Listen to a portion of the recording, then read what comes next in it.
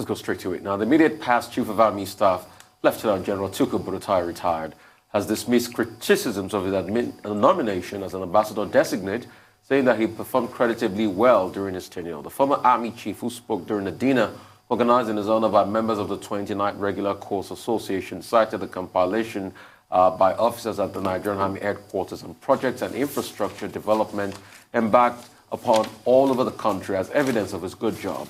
Commenting on his appointment as an ambassador alongside now his retired colleagues, Buratai said, and I quote, "It's an honorable retirement and also an honorable appointment. I'm not a politician, so I have no word for the opposition. I have done well. Since I was appointed, there was never a dull moment in terms of training. Remember the various exercises. These are, training exercises from Python dance to crocodile smile, and even the latest one, exercise Sahel sanity. Is it in the area of medical, in terms of education of our children and wards? The Army University are all great achievements." End of quote. So you're staring at me this one. I know you want to jump on that. Not necessarily. I'm just looking at you. I haven't seen you up close and personal in a while. So I'm like, oh, wow, Rufai. So we're back to the matter. I quite like a person who's able to blow their own trumpet. I mean, if nobody else would do it, why ever not? Yeah. But I think he would do well to have this compendium that he referred to, widely publicized in all the dailies as the lobbying heats up for this nomination. And there's nothing untoward about such lobbying. Nobody wants to present anything to any parliament anywhere in the world and have it be rejected, whether it's a bill or a nominee or whatever the case may be. So it's fine to lobby. It's fine to tout your own achievements.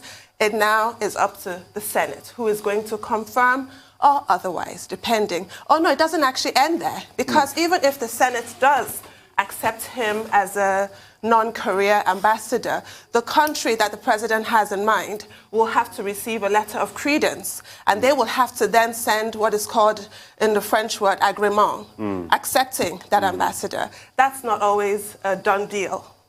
Yes. Even though foreign policy, diplomacy, those circles, rejections, refusals are done very softly. What tends to happen is if the host country chooses to decline, they're subtle about it. They just don't send an agreement.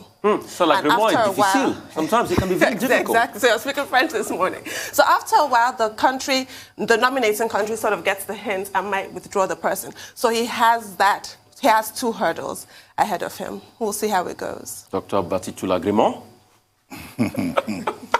Anyway, I think it's as follows. Since they left office, the service chiefs, particularly Oloni Shakin, who was Chief of Defense Staff, and Lieutenant General Tukur Buratai, have both been saying they did a great job. When they met with the president before their departure, when they were handing over to their successors, they said they did very well. Lieutenant General Buratai particularly said that he had improved professionalism, he had improved welfare, and that he has done his best for his country. Now, he repeated that at this story that you are reporting now, at a dinner that was held in his honor over the weekend, I think on Saturday, by the 29th Regular Course Association. And it was on that occasion that he made some of those statements that you have quoted, where he said, well, he did very well as Chief of Army Staff. And he quoted all those operations, Operation Crocodile Smile, Operation Sahel Sanity, Operation whatever. Python dance. Python dance. Famous Python dance. And all those operations, across the country. He also talked about how he invested heavily in training. Now, some of his colleagues in and out of service also say that if you look at the nominal role under Tukur Buratai's watch, that he appointed more generals.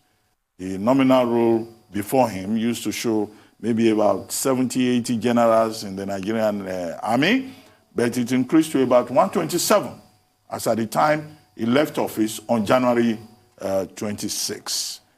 Now, so he's talking about his achievements. The question to raise in that regard is that do Nigerians agree with him?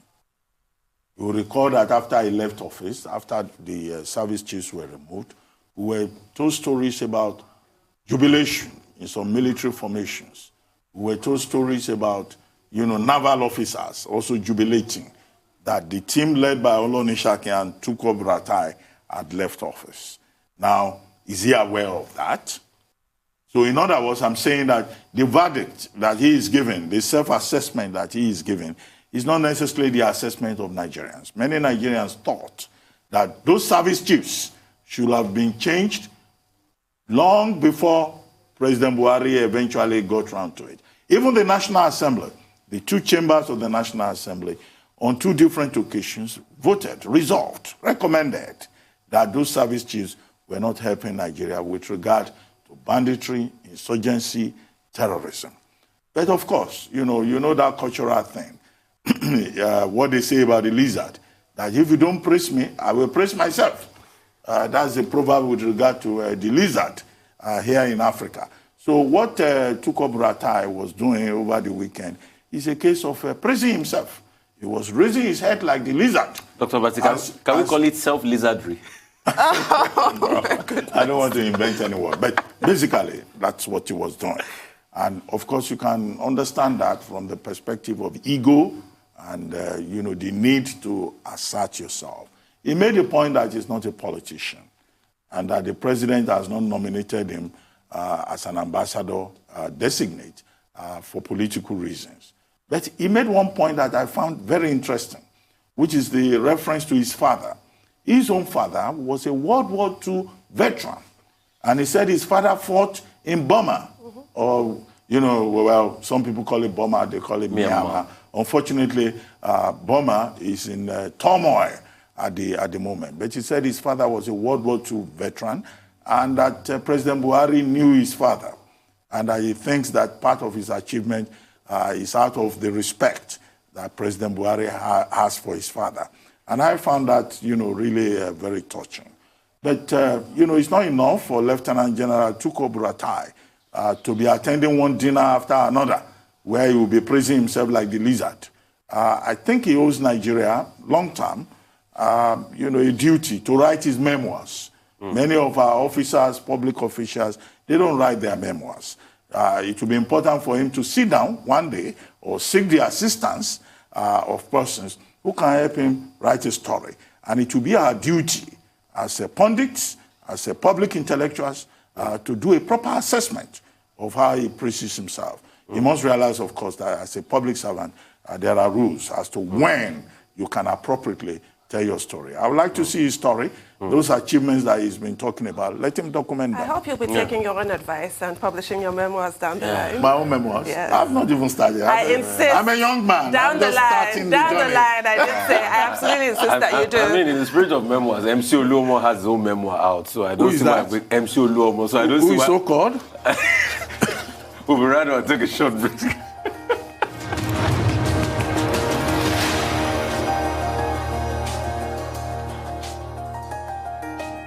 Welcome back to the morning show on Arise News. I should tell you, this is more than a morning show. A lot of fun goes on here and great education too, I should say. Our dependable Rotus Odiri is here with Africa Business Update. Rotus, great to have you.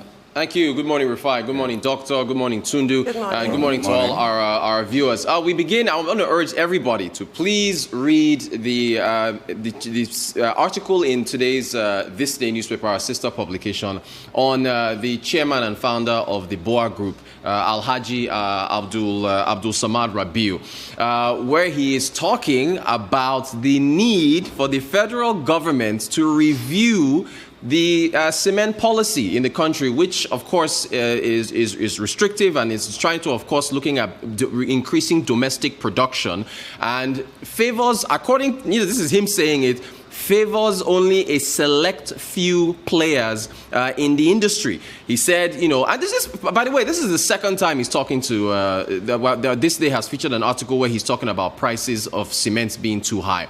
But this time he took it a step further where he said, look, I am one of the players, one of the few players in the industry that is basically benefiting from an oligopoly, right? So cement prices right now for a bag of cement, it's about 4,000 naira. I think the ex-factory price, he said, is about 2,700 naira. And he talked about the fact that there are production issues in the cement industry, and he talked about the fact that when there are issues with productions at the plants, you're looking at images of some of these very large plants. This is a very high barriers to entry business in cement. But he says when there are issues with supply, or rather production, they immediately pass on those issues to you and I, to customers. So essentially, he mentioned an issue with Lafarge in Ogun State. He mentioned an issue with a plant with Dangote Cement, an issue with his own plant as well. They were fixed, but within about the downtime of a month where they had those production issues, there were supply issues. And it's economics 101. When you've got a reduction in supply, the demand outstrips it, prices go up. So this is something to where we have another issue of production. He talked about the fact that in 2020, Nigeria as a whole produced about 30 million metric tons of cement. Meanwhile, in 2019, it was between 26 million to 27 million metric tons. He compared production to other countries and said we're falling behind.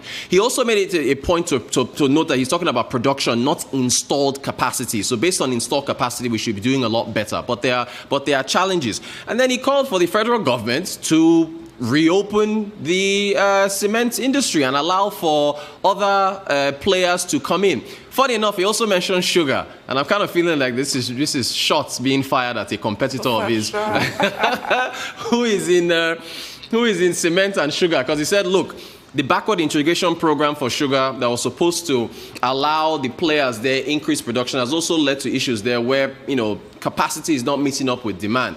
And so look, if you're the giant of Africa, you have to make sure you've got giant production to meet up with your giant population, because, from rice to maize to cement, continually we see these production issues where we're not able to meet up with demand, and then prices skyrocket. So everyone should please go read this in this day newspaper. Very revealing words there from the chairman and founder of the BUA Group. Over to the IMF. They just concluded their Article 4 consultation for Nigeria. They published it just yesterday. And the IMF essentially said that the federal government is disagreeing with them on further devaluation of the currency. Essentially, they said in their report that the federal government is resisting further devaluation because of what the impact will be on the average Nigerian. They're essentially saying that, accurately, that there's a pass-through effect to inflation. Inflation is already high enough as it is at 15.75%. If you devalue further, you're going to have, further issues. By the way, the landing cost of petrol, I believe, is now at 180 naira, which means that fuel prices should be high. One of the main issues that fuel importers who are not bringing in any fuel is the NNPC that's doing this all by themselves. Players in the fuel sector, in the downstream sector, are not able to bring in fuel because of the exchange rate. What I read was that the PPR, the Petroleum Products Pricing Regulatory Agency, they calculated the landing cost using an exchange rate of about 387. But the official rate's 379. They use 387. The parallel market rate's anywhere from 470, 475. So look, what the IMF is saying is that Nigeria needs to have a single unified rate that will, eliminate mispricings, bring foreign investors back into the country. There will be pains, though, because it will make things more expensive. We really have to look at fuel. But for now, that's what they were talking about in their report. And then they made their usual consultations and their recommendations, the need for reforms, and so on and so forth. But we're in a tight spot right now. Thank you, Rotes. I just wanted to say quickly, the adage that when two elephants are fighting, the grass suffers. Maybe for once, the grass, i.e. Nigerians, will actually enjoy this apparent clash that's brewing. Because that article in this day that you cited, he actually threw the gauntlet and challenged his competitors directly. Right. So let's see what happens. Indeed. Well, on the cement war in Nigeria, I thought, Rotus, you were being very polite. We've had this cement war in Nigeria for years. You will note that there was a line in the statement by Abdul Samad Rabiu when he said he had been on this matter since the Obasanjo years. And what he's basically complaining about is what appears to be an oligopoly in the cement industry in Nigeria. If you look at the structure, according to a report that was done, the Dangote Cement, which is the biggest cement business in Africa, controls about over 85% of the cement business in Nigeria. Now, Lafarge, which is in Ewekoro, controls about 9%. BUA, which is a company owned by Abdul Samad Rabiu, controls about 4%. Others, Ibeto and other small players, control just about 2% of the market. So what you have effectively, which is the point he's trying to make, a point he has been making since 1999, is that there is an oligopoly in the cement industry in Nigeria. And he is arguing that, look, the Nigerian government needs to open it up, needs to liberalize it, and that the issue is about production, it's not about production capacity as such, but installed capacity. It's about production.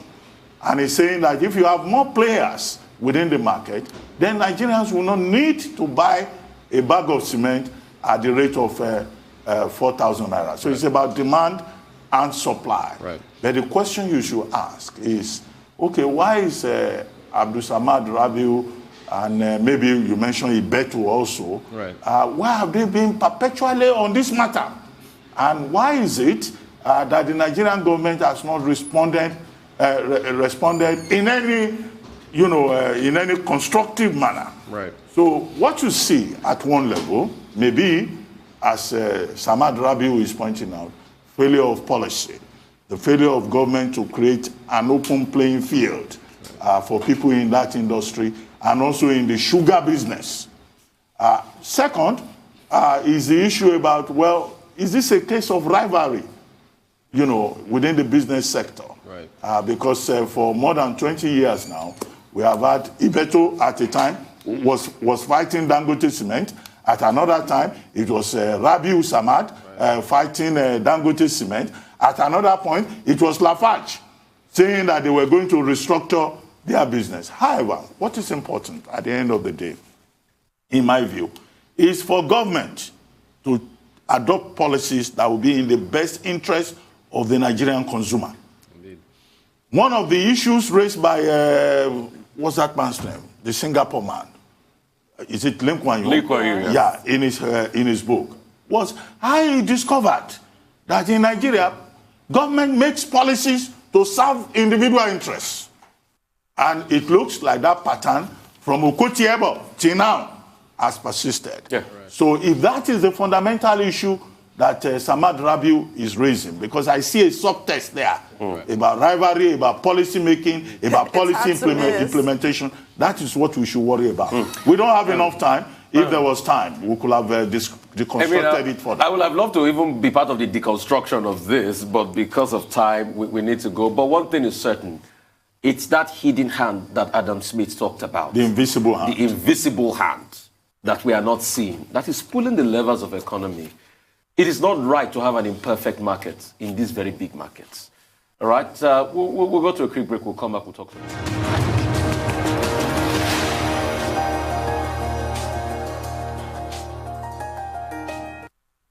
All right, welcome back. Moving on to more business updates. We've got Michael Wilson joining us from London. Michael, great to have you.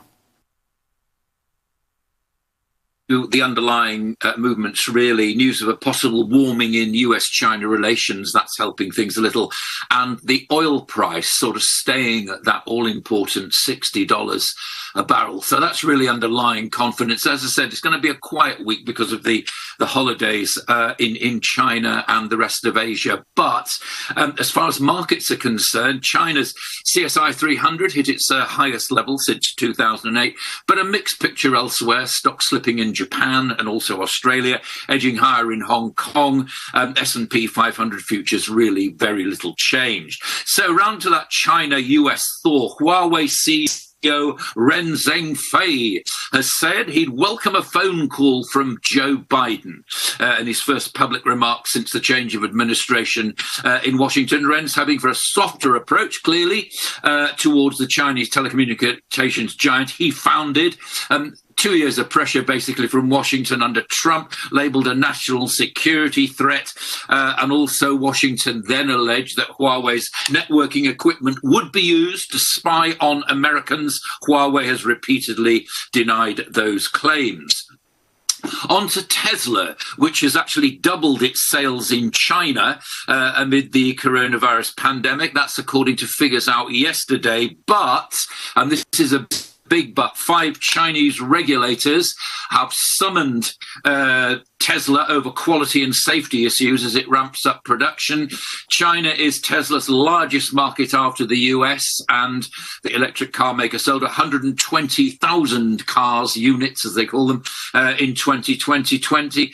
In 2020, authorities have recently received reports of abnormal acceleration. Tesla says it will strengthen self-inspection and its internal management. Oh, the woes of having a large auto company. Musk, though, himself, Elon Musk, boosts Bitcoin. He bought $1.5 billion worth of the cryptocurrency last month. The news caused the price of Bitcoin to jump 17%, a record high. It says that it's trying to maximize returns on cash, not being used in the day-to-day running of the company.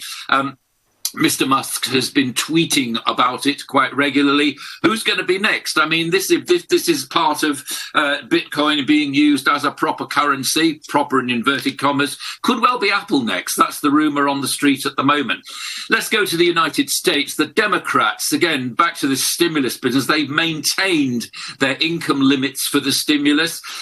This is $1,400 worth of stimulus payments. The text of the bill includes payments for individuals earning up to $75,000 a year, $2,800 for married couples, and up to $150,000 for joint. That means a family of 4 that meeting all those eligibility requirements would receive $5,600. Will they spend it? That is the question. Or will they save it as they did the last time? Let me give you a roundup of the United States and Europe. Respectable gains yesterday, in the hope that stimulus plan will actually work. 1.9 trillion in play.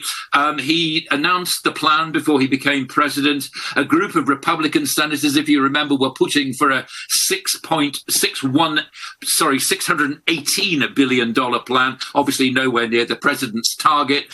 He wants to spend big, though. He's good at seeking consensus, as it were, across the aisle. And he wants to spend big. He wants to start off his premiership, as it were, with a good gesture to get people spending money. Mrs.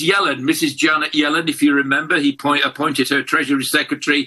She's been quite upbeat about things, actually. The markets like her. Over the weekend, she's been saying that if the stimulus bill were to happen, then the US economic rebound would be huge, and we might be approaching full employment in the United States. I'm not exactly sure, never sure what full employment actually means. It certainly doesn't mean everybody has a job. It usually means acceptable levels of unemployment, but we'll see. EU, now, this is a good one. EU following Australia on plans to get big tech to pay for news. We were talking about it yesterday. Google has threatened to leave Australia, as you know, in protest against that. Facebook has done it as well now. EU regulators are joining in, saying if you're going to publish news, then you pay for the origin of that news. To the UK, travellers, borders are hardening. More tests now for people coming from wherever they are. Cover all arrivals when they isolate. 2 tests required, and that doesn't matter whether you arrive by boat, train or plane. They must show proof of a negative COVID-19 test to get in. UK Tesco, one of our largest supermarkets, is supporting the idea of an online sales tax of around about 1%. Staying with online, Boohoo, the online fashion, it has mopped up the last of Arcadia. They've not actually bought the Arcadia shops. These names will mean something to a UK public, may mean something to you. Dorothy Perkins, Wallace and Burton websites. 2,000 jobs, though, at risk. Those are the people actually who work in the shops. That's a sign of times. BP, here's a good one again. I'm saying it gets the wind up. It's won rights to build offshore wind farms at a cost for 900 million. That's for the cost of the sites, not to build the wind farms, but that's a sign of the times, isn't it? And on to oil, extending its recent gains. I said that it had maintained its sort of $60 a barrel. OPEC Plus maintained their outputs, and Total is the latest big oil company to show how its profits fell. Profits down 66%. Because of the pandemic. Gold and precious metals, they rallied yesterday. A lot of chatter about, more spending and the rest of it as far as gold is concerned, and as far as precious metals. No need for it as a proper as a popular inflation hedge. Dealers were lapping it up yesterday, but still it's all down to the relief program. That's where we started, really. If that stimulus plan gets agreement, then everybody will have a big smile on their face. That's the global view. All right. Thanks so much for that, Michael. I mean, I'm loving the mustache you're growing. I just hope it becomes like Ian Rush someday soon. I used to like Ian Rush mustache a lot back in the days. But real quickly, Michael, I want to talk about something you don't like to talk about. That's Bitcoin, cryptocurrency. With Elon Musk buying $1.5 billion, investing $1.5 billion in Bitcoin, and saying that now you can buy a Tesla with Bitcoin. What is that doing to the market? The market jumped for Bitcoin yesterday, but he's saying one of the most capitalized car-making companies in the world now accept Bitcoin as payment for cars. What is that saying? Secondly, I keep saying, is this the end of oil? And you always reply me by saying, no, it's not peak oil yet. That's great. But I'm hearing about a possible merger between ExxonMobil and Chevron? Those two questions.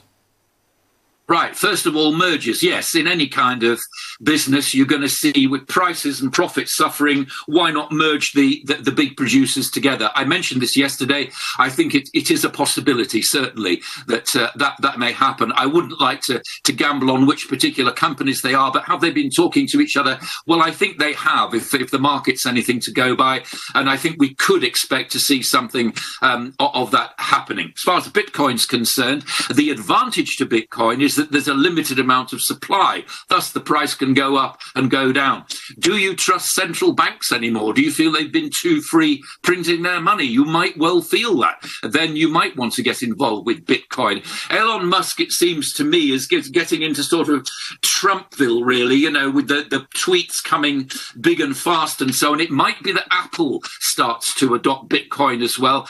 Again, I say to you, I mean, we're seeing it, and it might well become a vehicular currency. I have to say, I don't know about you, I tend to stay away from things I don't really understand. I see the phenomenon of it. I don't actually see it as a dollar or a sterling or a naira, come to that. It's still a Bitcoin. There is limited supply of it. Yes, more companies are doing it. Tesla has been keen to say that it's not using it in the day-to-day running of its company. If I were Tesla, I'd be much more concerned about the quality concerns that the Chinese are having with its cars, quite honestly.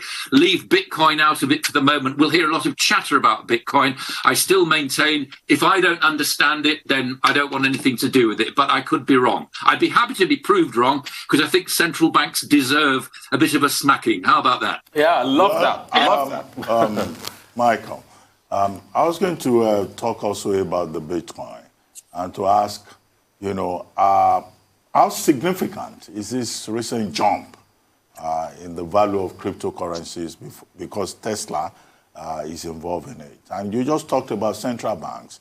Something happened in Nigeria this week. The Central Bank of Nigeria issued a policy saying that financial institutions should shut down whatever windows they have with regard to cryptocurrencies. I know you are very skeptical about cryptocurrencies, and you have just re-established that position. But it looks like the rise of cryptocurrency is inevitable as countries embrace the blockchain technology, and also as you find countries saying, okay, we don't want Bitcoin, we don't want cryptocurrency, but we can have a digital currency. What is your projection as to the future? Because it's not enough to just say it is risky, it is speculative, it is anonymous, and all of that. That's with Bitcoin. Now, in the UK, it's good you brought up the case of Tesla. Tesla is asking for online sales tax for online retailers, up to about 1%. They are recommending to Chancellor Sunak.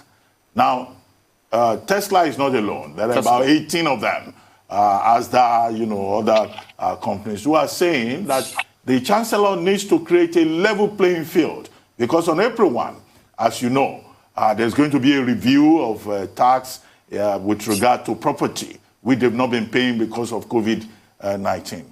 Now, can you comment a little further on this competition between high street and online retailers, and what decision the Chancellor is likely to take eventually? I don't think he'll do anything straight away, because the sums of money involved are not big enough, really, to fill the hole that he's facing right now. But to approach your point, I think it's inevitable that retail is moving away from bricks and mortar. It's moving online. We've known this. We knew this long before the pandemic. Retail has been very slow to catch up with this. It isn't until bricks and mortar retail has been absolutely destroyed by the pandemic, i.e. people not going to shops, that this has actually come into the fore. No question that online will rival bricks and mortar, and it will open itself to some sort of taxation.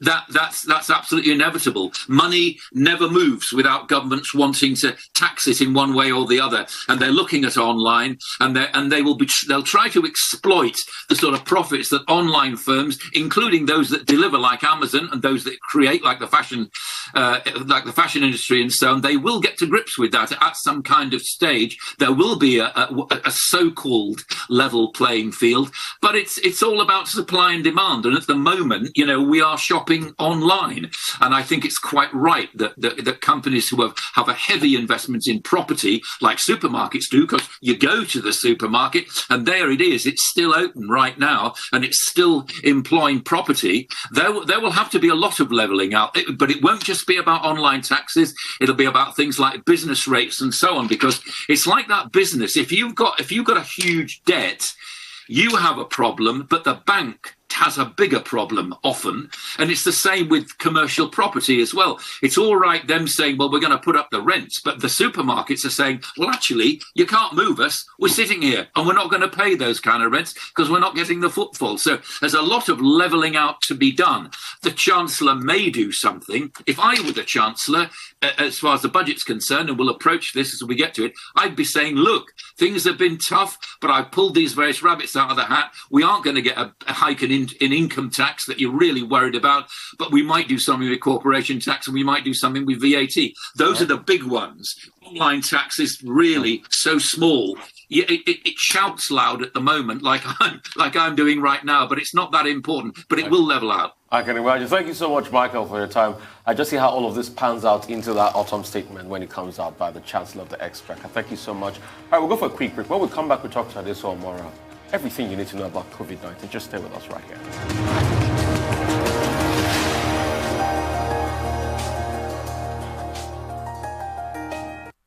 All right, welcome back. For updates on COVID-19, Adeso Omora is here. And she does a fantastic job. I cannot say that enough. Adeso, good morning. Thank you very much, Rufai. Good morning. Good morning, Dr. Abati, and good morning to you. My name is Adeso Omora. Dr. Abati, good morning. Well, they say charity begins at home. So let's look at the official numbers of infections recorded yesterday in Nigeria. There were 643 cases in the last 24 hours. But the NCDC boss at the PTF briefing yesterday warned that the drop in numbers be interpreted with caution, just as he announced 6 additional UK variants, bringing to total 13 of the more transmissible variants in the country. On vaccines, the Minister of Health reiterated that the country is working on multiple approaches to obtain effective and safe vaccines. He said COVAX will provide the country with 16 million doses in the first half of this year, while AVAT, the African Union platform, will supply about 42 million doses. The minister also quickly warned against private sector deploying and administering vaccines. While talking about the private sector, yesterday, the BUA Group announced through its official Twitter handle, yes, what you have on the screen, that it had purchased 1 million doses of the AstraZeneca COVID-19 vaccines for Nigeria through the Afrexim vaccine program in partnership with Kakovid. The first batch of 5 million doses, it is promising. Now, what should have ordinarily been good news celebrated by all soon quickly became controversial with the Kakovid, the private sector coalition against COVID-19, releasing a statement to counter it. And of course, it went back and forth. BUA had to release evidence of payment for those 1 million doses. Guys, over to you. Well, quickly, I think it's important to start with the politics over whether or not BUA paid 1.131, right? Or is it 1.1311 billion naira to get 1 million doses of vaccines for Nigeria. Now, that was a very untidy thing that we saw yesterday, the back and forth. First, there was a statement from BUA Cement saying that this is what they have done. This is their contribution to the attempt by Nigeria to address the COVID pandemic. And then a few hours later, you had another statement from the Kakovid coalition disowning BUA contribution to the COVID initiative in Nigeria. And they were saying in that press release that, look, the efforts by the private sector coalition in Nigeria is a collegiate effort, and that it is not true that BUA Cement or BUA Group, as it is otherwise known, went ahead and took that initiative on its own. And then a few hours later again, the BUA Group issued another statement. And what was the BUA Group saying? The BUA Group was saying that, yes, there was a conversation around how to get vaccines for Nigeria through the African Union AVAX initiative, and that, Afrexim Bank. Yes. Afrexim Bank had set aside $2 billion to provide vaccines for African countries. But there was some discussion, and then Afrexim Bank was saying, look, within a week, Nigeria can get 1 million doses if you can pull down so amount. And BUA Group was arguing that, look, at that meeting, nobody volunteered to put the money down. So BUA Group said to the CBN, okay, take from our account the money. And then, let's provide this for Nigerian citizens. Now, that is what caused the problem, because BUA Group came to the public to say, this is what we have done, and to take the credit. And in the later rejoinder that was issued by BUA Group provided that explanation. They also attached proof of payment through the Central Bank of Nigeria. What are we dealing with here? One, I think it's very embarrassing, it's disgraceful, it's condemnable, that what is supposed to be a philanthropic exercise, contribution by the private coalition in Nigeria to the fight against COVID-19 has now been reduced to ego. That's just it. Individual arrogance and business rivalry. Yes. Earlier on in this program this morning, Rotus brought a story about the fight between BUA Group and others over cement war. And sugar. And sugar. I hope this is not an extension of that fight. And we need to say to all the personalities involved in that Kakovid, the private sector alliance on COVID in Nigeria, that look, they should focus on the issue. We praised them when they were making the contribution, but they should not reduce it to ego and business rivalry. That's point number one. Point number two, it's only in Nigeria that you see this. In other parts of the world, what's his name? Bill Gates and his wife Melinda. I mean, they have contributed over $1 trillion to this COVID-19 initiative. Warren Buffett, yeah. He has contributed to this issue. Elon Musk has put money there. Jack Dorsey, I think that's his name. Yeah. The one in charge of Twitter. Jack Ma. I have not had Buffett and Bill Gates fighting over who has contributed how much. So at the end of the day, some of these are our billionaires. Look, it's like we just have small men with big coins and misbehaving. So we as ordinary citizens of Nigeria, we find this very embarrassing. Yeah. My third point, I think the media should also take part of the blame. And it is as follows. When Kakovid was established. We praised the initiative. We said this is good corporate social responsibility. But at the end of the day, in our report, we reduced the thing to personalities.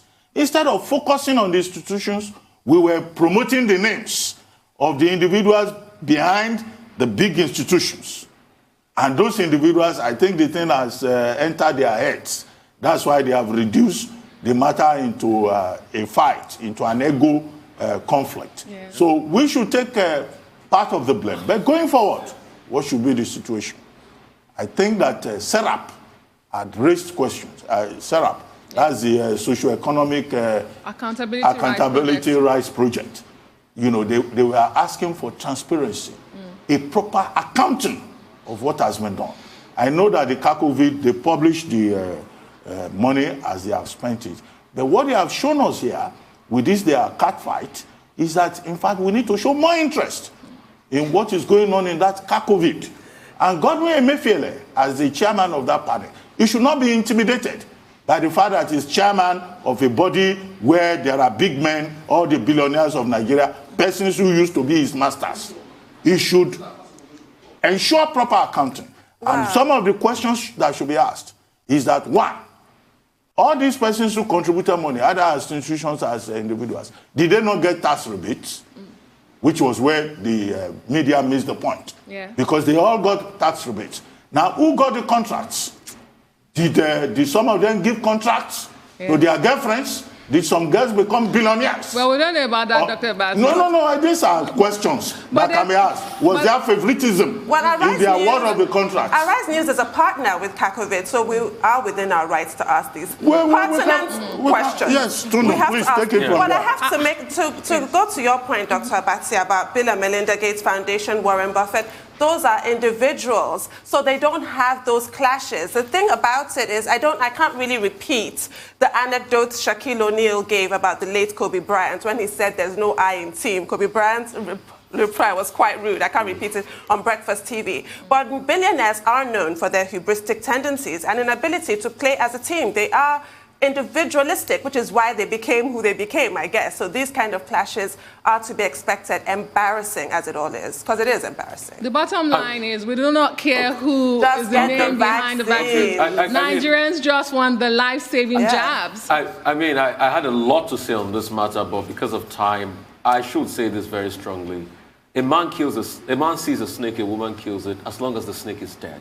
That's the priority. The priority, we want to get vaccines out. Yeah. That's what Harry Truman said. They can keep at this their fight and this their primordial sentiments, all of them. But it's typical. That's their cup of tea. Just give us the life-saving jobs. But it's typical, but it's what Harry Truman said. You get a lot done when you don't care who gets the credit. So they can keep doing that. Exactly. But remember, people are dying. That is why I thank you so much.